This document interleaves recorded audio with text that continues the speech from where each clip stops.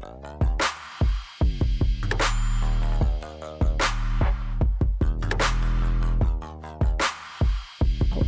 años de hierro, 1910 a 1935.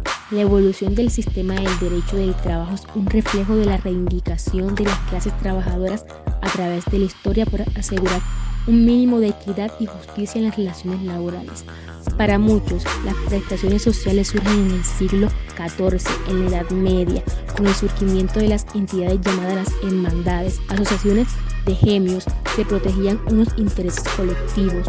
Otros, por su parte, encuentran en el siglo XVI orígenes remotos del derecho laboral en la Inglaterra, a través de la denominación de la ley del pobre. Reguló la mediación y la determinación, incluso quienes la podrían ejercer. Sin embargo, más allá de estas discusiones, el concepto de derecho del trabajo está vinculado con las áreas jurídicas y con el hombre en la sociedad. Paralelamente con el desarrollo humano, es posible afirmar que existe una conexión indisoluble entre el patrón trabajador y la sociedad, una correlación caracterizada por el comportamiento social, la ley y la aplicación por parte de los jueces. Empresario como dueño. El Código Civil refleja el caso al contemplar un tipo de comunidades bastante personalizado, que se extingue por la voluntad de cualquier persona de los aliados o por explicar el concepto para que ha sido conformado. Con la época, la porción del Código Civil dedicada a las transiciones económicas se denominará derecho civil patrimonial, sin importancia elemental a los sujetos que intervienen en las operaciones o las realizan probables, puesto que el individuo está en otra parte. Sin embargo, inclusive los códigos de negocio conciben a la compañía como la actividad del comerciante. Una vez fracasado el intento de hacer girar la regulación jurídica alrededor del acto de negocio, y regulan comunidades llamadas personalistas, por oposición a las que después gozarán de un gran auge. Jazz Social. Cierto es que ese código de negociación entra rápido en crisis, y lo cual era un derecho particular va a surgir de seno a las leyes más especiales todavía dedicadas a las comunidades anónimas, 1951, y a las de responsabilidad reducida en 1953, donde el dueño se difumina detrás de las ocupaciones y participaciones. En los años 20, posiblemente, el caso en plena transición a partir de los comerciantes particulares hacia las comunidades anónimas, y aún las organizaciones más significativas permanecen bajo el nombre de un gran magnate o ticón, el tipo de Rothschild, Krupp o Tyson. El trabajador como persona. Aquí es donde aparecen distintos cambios para los llamados cosas, esclavos, y es cuando en el siglo XX la situación del trabajador obedece a modelos de conducta de servicio hacia el paternalismo patronal. El derecho a votar o a ser votado en cargos públicos pasa a ser universal y surge el derecho a expresarse libremente y a reunirse pacíficamente. Pero a pesar de estos y otros avances en los derechos civiles, el trabajador comienza a perder la fe o la esperanza en los ideales de la revolución liberal, por lo que batalló la burocracia con una ayuda incondicionada, puesto que el trabajador entra en una postura donde le importa más ser reconocido como ser humano en un concepto de medios fundamentados en la vida y existencia debido a su llamamiento, el cual es la dignidad de la clase trabajadora. Estado asistencial. El poder público llama al clamor por la dignidad humana, ya que la subdivisión de la sociedad en clases sociales afecta al puesto y rigor de cada una de las personas que están dentro de una organización de manera personal y grupal. He aquí donde sale a relucir la caridad pública, la pacificación social, las normas, la educación, religiosidad y los reglamentos de la policía minera, más la prohibición del sistema de trueque. Con la Primera Guerra Mundial, los derechos sociales se reciben con atención legislativa y el Estado sistematiza marcar contradicción entre el Estado de Derecho y el Estado social. Luego, reluce el derecho protector del trabajo, donde se limitan la jornada de los menores. Asimismo, surge un paralelo de seguridad y salud para contrarrestar el desequilibrio, las malas condiciones de vida, de trabajo y redimir a las clases necesitadas para un mejor desarrollo, asimismo crecimiento en la organización con sus trabajadores. Por otro lado, en el siglo XX se sintetizan las leyes laborales. El derecho seccional del trabajo hace excepciones a la regla común. El derecho civil aún trata fugas jurídicas para los tribunales laborales y la doctrina científica especula el concepto más el contenido del contrato del trabajo. A finales de esta etapa, la Ley de Contrato de Trabajo de 1931 en España inserta el Código Civil. Además de eso, se definen los contornos jurídicos de negociación colectiva de la legislación estatal y se cumple una etapa y se apresta para la siguiente, la cual está denominada de principio a fin. También está gestada en el primer tercio del siglo y es un crescendo que parece fulminante. Nuevos principios de la seguridad social para el siglo XXI. Colombia, convenios y recomendaciones, Organización Internacional del Trabajo. En Colombia, muy pocos convenios de la Organización Internacional del Trabajo han sido aprobados. La importancia de esto se da en el Convenio 102 de 1952, en el cual se determinan las normas mínimas de la seguridad social en cuanto al principio de favorabilidad. La OIT plantea claramente en su artículo 8, incienso 3, cuando se considera hacer al trabajador una prestación económica se debe reconocer la prestación más favorable al interesado. Principio que se refuerza en la recomendación de los derechos en materia de la seguridad social, donde se menciona que disfrutará de las prestaciones más favorables de la cual tiene derecho en virtud a la legislación de cualquier parte contratante.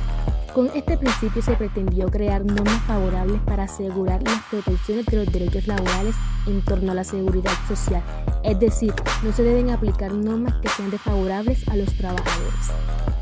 Instrumentos internacionales de derechos humanos.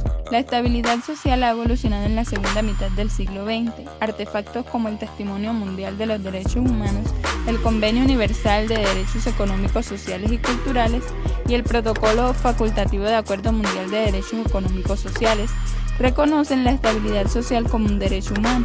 Aparatos que, si bien no hablan de manera directa del inicio de favorabilidad, sí plantean puntos más favorables a quienes poseen derechos a la estabilidad social, convirtiendo la estabilidad social en un derecho humano. A grado regional, aparatos como el Convenio Americano con Derechos Humanos o Convenio de San José, el Protocolo Adicional o Convención Americana de Derechos Humanos y el Código Iberoamericano de Seguridad Social. El principio de favorabilidad elevado a rango constitucional. En la Constitución colombiana, en el artículo 53, se plantea el principio de favorabilidad, en el cual se proyecta que el operador jurídico o la persona que crea o aplica las normas jurídicas debe aplicar la situación más favorable al trabajador en caso de que surjan dudas en la aplicación e interpretación de las fuentes formales de derechos o reglas jurídicas. Esto con el fin de que, al ser vulnerable este principio, la persona o trabajador pueda demandar ante los jueces constitucionales. Principio de favorabilidad en el marco normativo. En 1950 se constata que este principio, en caso de conflictos o normas vigentes del trabajo, debe acoger la más favorable en cuanto a la norma y aplicación total del artículo 21 del Código Sustantivo del Trabajo. Al efectuar la unificación de la seguridad social en la Ley 100 de 1993, se fortalece el principio de favorabilidad en cuanto a la aplicación de cualquier vigencia que le corresponde por derecho a la persona siendo estimado favorable. Pero, por otro lado, con la ley del Acto Legislativo 01 del 2005, se descompensa el principio porque esta ley requiere prioridad a la sostenibilidad financiera. Comportamiento organizacional. Lo que las organizaciones esperan de las personas. El trabajo en las organizaciones depende fundamentalmente de las personas. No existe una organización sin personas precisamente porque los recursos y las tecnologías no son autosuficientes, pues son inertes y estáticos y requieren de personas con conocimientos y competencias, habilidades para operar de manera adecuada. En general, lo que las organizaciones buscan en las personas es lo siguiente. 1. Enfoque en la misión de la organización. 2. Enfoque en la visión del futuro. 3. Enfoque en el cliente. 4. Enfoque en la meta y los resultados. 5. Enfoque en la mejoría y el desarrollo continuo. 6. Enfoque en el trabajo participativo en equipo. 7. Compromiso y dedicación. 8. Talento, habilidades y competencias. 9. Aprendizaje y crecimiento profesional. 10. Ética y responsabilidad. Contrato psicológico. Las expectativas mutuas de la organización y de los individuos generan condiciones para definir el contrato psicológico. Este no es un contrato formal, legal o usual, sino un grupo de pretensiones casi constantemente poco definidas, sin embargo relevantes, cuyo incumplimiento por alguna de las piezas relacionadas puede afectarse la interacción. Aunque no sea un convenio formal o evidentemente expresado, el contrato psicológico es un conocimiento táctico entre la persona y la organización que compromete a las dos piezas a respetar y mirar la extensa gama de derechos, privilegios y obligaciones consagrados por los usos.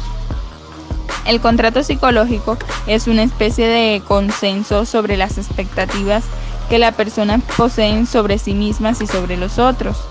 En el fondo, cada persona crea contratos que rigen tanto sus interrelaciones interpersonales como intrapersonales consigo mismas. Es un ejemplo. Entorno general o macroentorno. El entorno general, o como también se conoce macroentorno, hace referencia al ambiente mayor donde se localizan las organizaciones. Este está dividido en 6 variables. Primero, económicas. Esta está relacionada con las estructuras determinantes del crecimiento económico que fundamentan el comportamiento de la organización, en la cual se encuentran aspectos económicos influyentes como la inflación, la distribución o disposición del ingreso y asimismo la balanza de pago. Segundo, tecnológicas. Esta variable tiene un gran predominio en el comportamiento de las organizaciones, debido a que éstas deben saber adaptarse a estas innovaciones tecnológicas con el fin de seguir siendo potenciales. Tercero, culturales. Las organizaciones deben tener muy en cuenta la cultura del pueblo o la comunidad, debido a que éste comprende las expectativas, pensamientos y accionar de los clientes o participantes. Cuarto, legales. Está relacionada a las normativas que debe tener la organización, las cuales pueden ser forzadas a tener limitaciones o restricciones de manera comercial, local o fiscal. Quinto, políticas. Infiere en las organizaciones debido a las decisiones políticas tomadas con relación al carácter económico, legal, sea en el área municipal o estatal. Sexto, demográficas. De esta dependen las características o cualidades del mercado actual de la organización, debido a que se enfoca la tasa de crecimiento, la edad, el sexo, la religión, la división o distribución geográfica de la población. Entorno específico o entorno de tarea. Es el encargado de las operaciones dentro de la organización para la subsistencia y supervivencia en el ámbito de oportunidades, recursos, contingencias, desafíos y amenazas. A esto se le llama entorno de tarea. Está compuesta por, primero, proveedores, que son las entradas, proveen los recursos para trabajar como materiales, materias primas. Segundo, clientes, usuarios o consumidores. Estas son las salidas. El cliente proporciona y condiciona el éxito de una organización, ya que definen calidad e idoneidad del producto y servicio adquirido. 3. Competidores. Toda organización siempre tiene disputa con otras organizaciones, por lo cual tienden a superar en competencias a los demás para mantener o aumentar los insumos y clientes. 4 y último, los órganos regulares. Estos son los sindicatos, las asociaciones de profesionales, los órganos reguladores del gobierno, las organizaciones que protegen a los clientes y las organizaciones no gubernamentales.